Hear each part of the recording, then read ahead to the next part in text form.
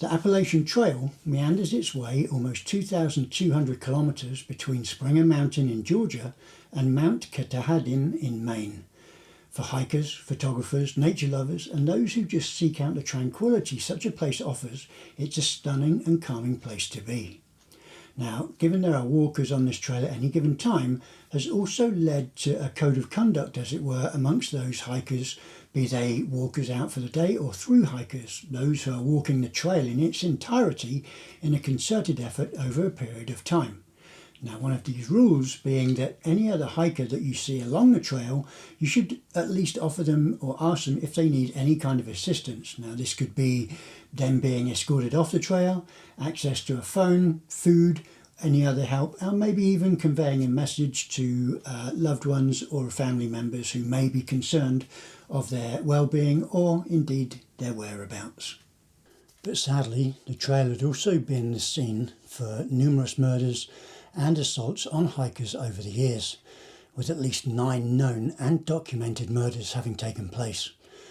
Today's tale is about one such event that claimed the lives of 2 unfortunate walkers and seriously injured 2 others. But before we get into that, please feel free to slap that subscriptions button down here, because it is here on the flip side that I recount stories such as this, as well as tales of folklore, real crimes, paranormal events and other weird and wonderful things that happen along this roller coaster of a ride we call life. Now, unfortunately, I have been absent for a while due to health concerns and to health issues, but I'm back now, and with a bit more time on my hands, I'm hoping to retake the reins of the channel and create an upload every 2 weeks or so. I'm aiming more for quality as opposed to quantity, and the research, as well as doing all of the creating all of the artwork, which is AI generated, does take time. And as I'm a one-man band, like I said, I don't want to overrush things, but your presence is very well appreciated, and if you wouldn't mind also to hit that notifications bell so that you'll be updated as and when new content is available here on the flip side. Let's get into today's story, which sadly recounts a tale of murder on the Appalachian Trail.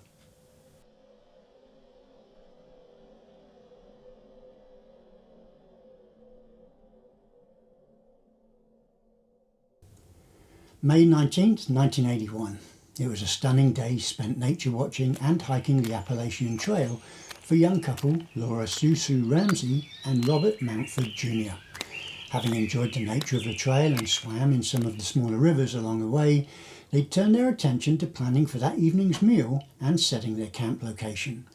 They'd planned to stay at the Waititi shelter in Giles, Virginia for the night. Now, on the way, they detoured, along with a young male hiker that they befriended along the way, a guy by the name of Randall. They went to a store to get more supplies for the added company. Laura felt that Randall seemed overtly interested in her, but given that she was in the company of her heavier set partner Robert, she just accepted the attention as the infatuation of a younger man. She and Robert were social workers, both from Maine, and were trying to raise monies via sponsorship of their walk along the trail so that they could then donate that money to a school for mentally challenged children that was run by Robert's mother, also in Maine. Now, arriving at the shelter with their supplies, the group set about preparing for the fire and getting sorted for the night. Although Laura was somewhat concerned with the presence of Randall, given that no mention really had been given about him staying at the shelter with them. Now, Laura was startled by what she thought were 2 firecrackers being fired in quick succession, but neither her nor Robert were carrying any fireworks. Leaving the shelter, she was horrified to see Randall standing over Robert, holding a .22 pistol. Randall had shot Robert twice in the head, killing him instantly. Randall then pursued Laura until catching her and eventually stabbing her to death with a knife and with a long nail that he'd hammered through the wooden handle of a pickaxe, then set about burying the bodies in shallow graves along with their possessions. It is also said that he then retraced their tracks along the trail and attempted to remove any logged accounts of their presence in visitor books from different trail shelters. After having been reported as missing by relatives, a police search for the 2 hikers discovered 2 shallow yet visible graves close to the shelter. And in both cases, the hikers had been placed in their own sleeping bags and then buried. A search of the area also uncovered their belongings, and it was in Susan Ramsey's backpack that police would get their main lead for their suspect. A paperback novel with evidence of bloodied fingerprints on the inside cover was found in her backpack, and on cross-examination they turned out to be the fingerprints of Randall Lee Smith, who had fingerprints on file from a previous employment engagement at a shipyard in Norfolk, Virginia. Investigators had initially tracked Smith back to his mother's house in Pearisburg, Virginia, where they also found a scribbled note suggesting that the couple were actually the ones acting aggressive towards Randall, who then acted in self-defense, a ruse that was quickly debunked. Law enforcement eventually caught up with Smith and arrested him in Myrtle Beach, South Carolina, just a few days later. Given the amount of evidence against him, Smith pleaded guilty to the second-degree murders before his trial had even started, and in doing so he received a sentence of 15 years for each life that he'd taken, a sentence the families of the victims reacted to aggressively, suggesting leniency on the part of the judge. Sadly for them, it wouldn't be too long before their protests were amplified, as Smith was released from prison after serving just half of his sentence, 15 years, in 1996. And it was at that time that he'd reached a mandatory parole date, and he had, by all accounts, been a model prisoner. Now, in the closing arguments for the case, the prosecutor had theorised that Smith, who'd had almost zero interaction with women in his life, had mistakenly translated Laura's friendliness as some kind of indication of interest. And this was something that was quickly extinguished by Robert Mountford Jr., who had recognised the behaviour of the younger man towards Laura. He placed himself between Smith and Laura whenever the situation allowed, including stepping away from the shelter. And this overt act of shielding Laura from Smith had enraged Smith to a point that forced his hand to carry out the murders. Now, this dark passage in the history of the Appalachian Trail was something well known by lifelong friends Scott Johnson, 38, and Sean Farmer, aged 33, both from Bluefield, Virginia, and especially given that they were planning on fishing at a site known as Dismal Creek, located just 2 miles from the scene of the Laura Ramsey and Robert Mountford Jr. murders some 27 years prior. Now, Dismal Creek, long known for its fishing and stunning views, was a favourite of the friends who had been planning another of their much-loved fishing and hiking trips. Planning to arrive at different times, they'd opted to use their own cars rather than their customary use of just one shared vehicle, a decision that would play a pivotal role in this case. Now, as Scott had arrived first, he forewent the setting up of the tent, given that the friends had yet to decide on which of the numerous local campsites they were going to use. Now, as he was an avid fisherman, Scott set up his trout rig and set about catching enough fish for that evening's meal. Now, through the course of the next few hours and after a telephone call between the friends, it was decided that Sean would head straight to a campsite known as the Lion's Den, as it tended to be one of the lesser used campgrounds. Now, once there, he would set about pitching tents and getting the fire started. And as the friends also agreed, Sean would call Scott to let him know when he was almost there. Fishing that day had been good, and having caught enough trout for a hearty meal, Scott, after hearing from Sean, packed up his gear, stowed the fish in his pickup truck, and headed 4 miles from Dismal Creek to a store known as Trent's Groceries, and he went there to stock up on supplies. Now, it was during his return to the campsite that Scott saw a skinny and hungry-looking dog on the side of the road, and this dog was accompanied by an equally gaunt and hungry-looking vagrant of a man. Exchanging pleasantries, the old man, who Scott thought was more of a vagrant, introduced himself as Rick Williams. "Ricky to my friends," he rasped. Now, Scott noted the old man was carrying a fishing pole and a fishing keep bag, but that the bag was empty. Pointing to the dog, Scott asked if he could give it some sausages that he'd just bought from the store, a question to which Ricky nodded. Now, as the dog made short work of the food, the two men engaged in small talk. Ricky informed Scott that he'd been fishing most of the day, but had failed to catch any fish, so he was out of food for the evening. And abiding by the unwritten code of the trail, Scott then invited Ricky to join him and Sean at the Lion's Den campground if he wanted some food. Given that his truck was filled with gear and supplies, Scott mentioned that the invite was open, but that Ricky would have to walk to the campground, given that there was no space for him nor the dog in Ricky's truck.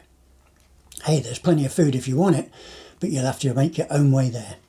And that was the invite given to Ricky, which was duly accepted.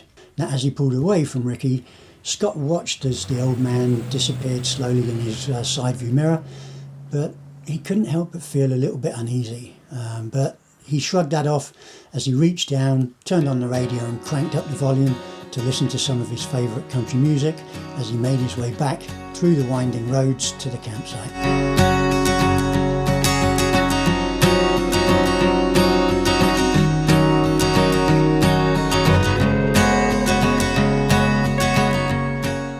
The sound of a breaking twig made Sean spin around from the campfire he was building.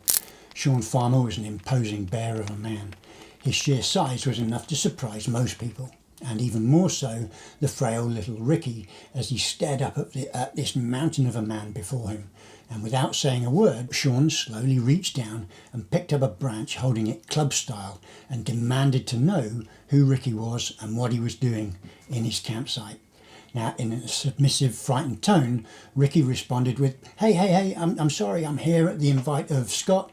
I saw him at the store on the way home. He invited me here. I've been fishing all day, didn't catch anything. He said that if I walked here, I would be able to have some food with him and you guys. And look, if for whatever reason I'm imposing, I'm more than happy to just walk away and just forget it.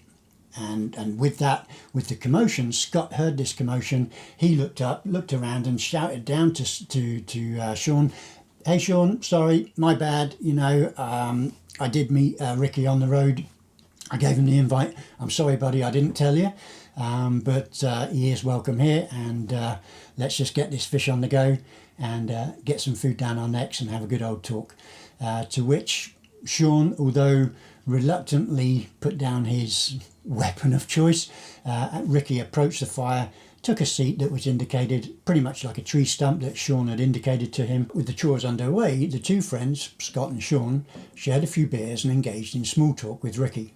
There seemed to be an uneasiness in the air, when you sense that someone's trying to sound more accomplished than they actually are. Ricky had interjected his conversation with claims about science degrees and his prowess as a young man on the athletics field, and he also mentioned that he was camping a short walk from where this particular campsite was at Lion's Den, but in a more secluded spot where he mentioned that he was hunting for turkey and also fishing.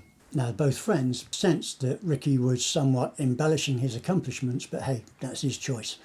The friends had prepared a great meal to which all present, including the dog, ate their fill. All the while, both of the friends noted how uncomfortable Ricky seemed every now and again as he glanced towards the radio that was blaring out their country music.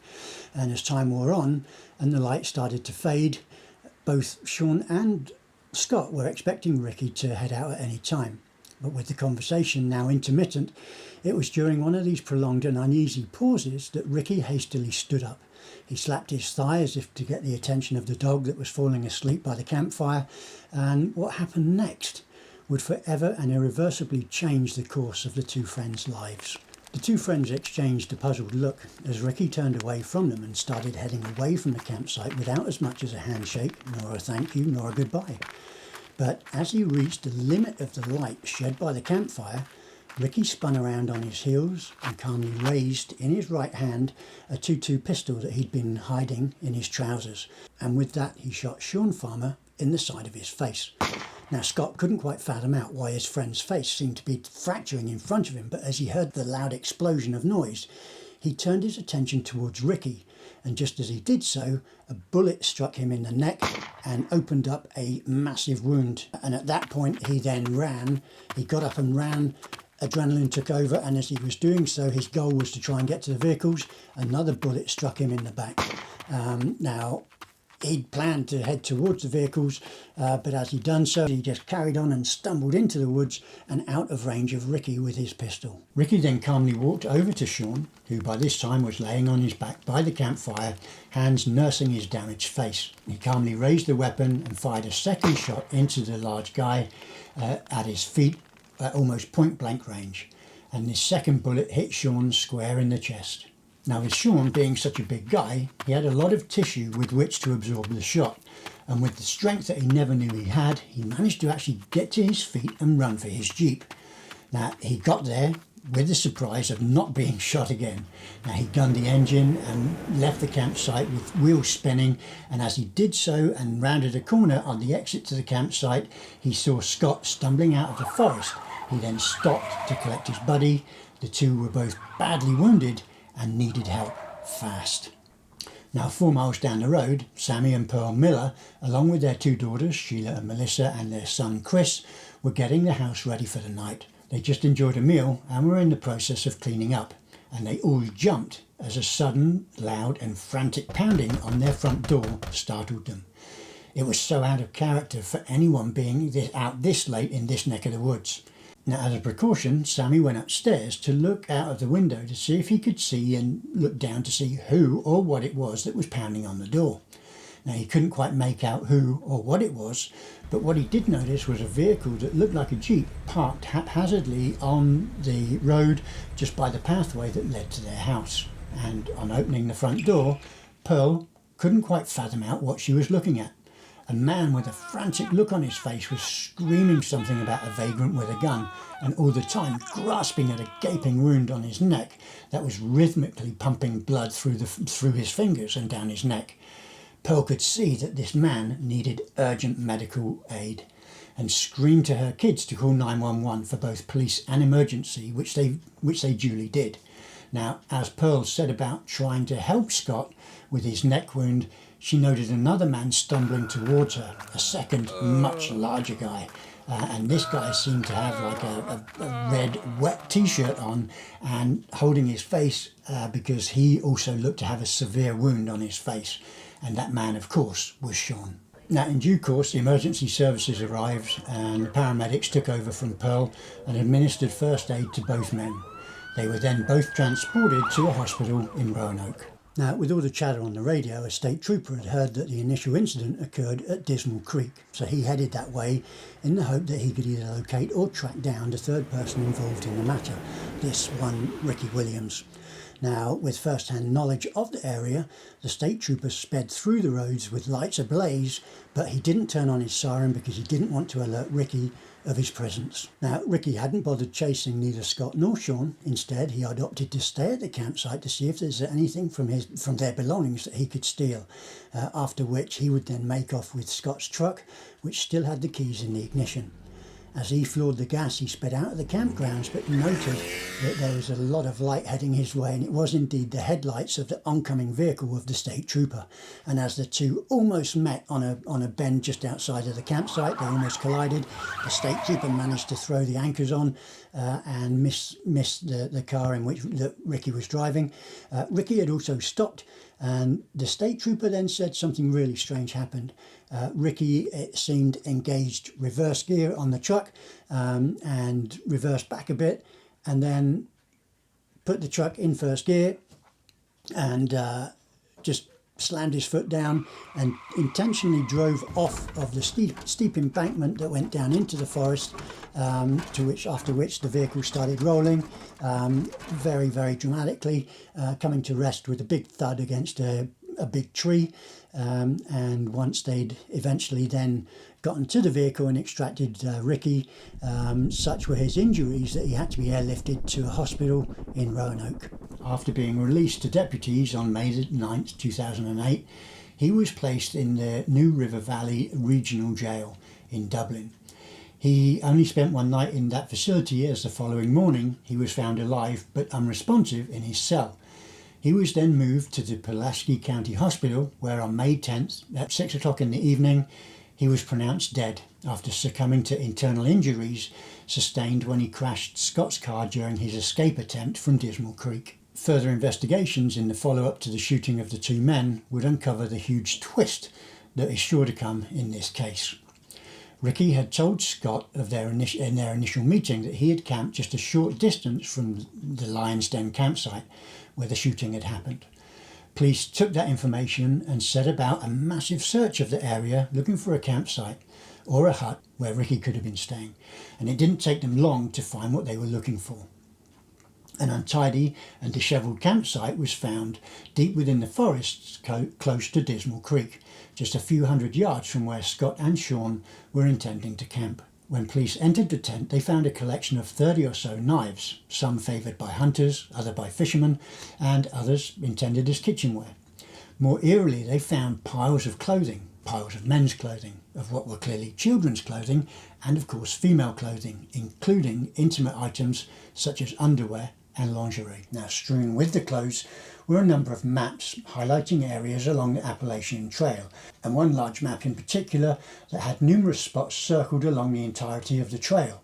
And there was one markedly heavy circled area around the Waititi shelter in Giles, Virginia. And there was another document found by the police during the search that told them all they needed to know about the identity of the assailant. Scrunched amidst the clothing and the trail maps was a dated birth certificate and an invalid driving licence, and they both bore the same name, Randall Lee Smith.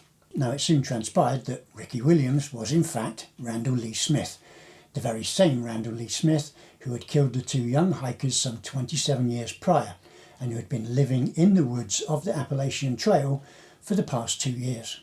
Okay, so how is all of this linked? Well, after his conviction in 1981, Smith went on to serve just 15 years of his 30-year sentence, after which he was placed on 10 years probation in 1996. And after that time, he went to live with his mother at the family home in Pearsburg, Virginia. Initially, the family got through the storm of attention. Eventually the reporters dwindled and left, and the town folk got on with their lives, and pretty much Randall Lee Smith just melted into oblivion. And during the whole period of his probation, never again did he once fall foul of the law.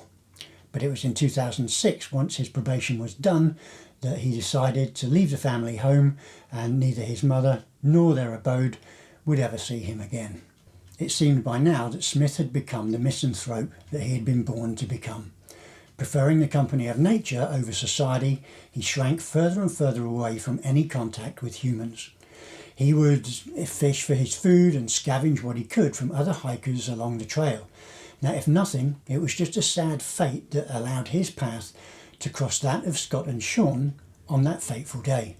Now, law enforcement eventually went to all of the circled locations found on the maps that they'd recovered from Smith's tent, and they didn't find anything of alarming at those locations, and they also ran DNA tests on all of the clothing found in his collection, none of which were matched with any DNA records of those known murders or disappeared persons from along the trail over the many years. So nobody actually knew where or how Ricky got those souvenirs from over the time.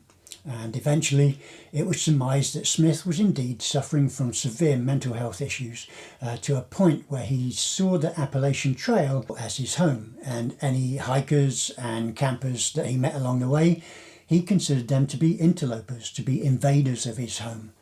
Now, this disdain for other people and outsiders could have been the indication as to his unease with the music playing at the campsite prior to his actions against Sean and Scott. Either way, he was a very sad and lonely individual that needed professional help. Alas, like so many people in society these days, he was allowed to fall through the cracks and sadly went on to impact the lives of 4 individuals. So there you go, folks, a sad tale of death and murderous intent at one of the most pristine and natural settings within North America. Now, if you did indeed enjoy this story, please feel free to slap that subscriptions button and tickle the notifications bell so that you'll be updated when new content is available here on the flip side. Now, there is something else that you could also help me with. I might be looking to change the name of the channel, as the flip side seems to be rather generic. At this time, I'm toying with a few suggested names, and we'll place them in a poll in the community tab of this channel.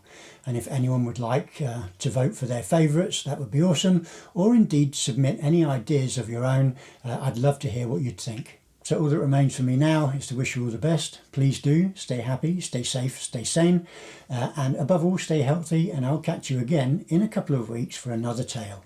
Now, if you do have a pet subject that you'd like me to address, you can also suggest that in the comments down below. Let me know if there's something that you'd like for me to research and to possibly include for a future episode. But until that time, be well, and I'll see you all very soon here on the flip side.